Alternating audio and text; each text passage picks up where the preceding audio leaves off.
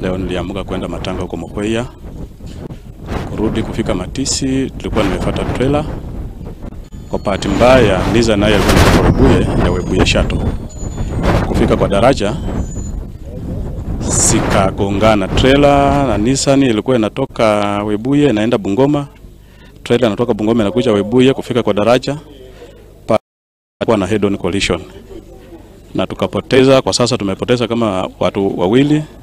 Inasemekana kwamba dereva na mtoto mdogo. Tumesikitika kupata msiba wa dereva wetu anafanya na kampuni ya Webuye Shuttle hapo Matisi na ameaga. Yeye anafanya na Webuye Shuttle Sacco kama dereva na pia ni member wetu wa Dina Stage. So tumekuja kuhakikisha hiyo tu. Tumekuwa na ajali imefanyika leo.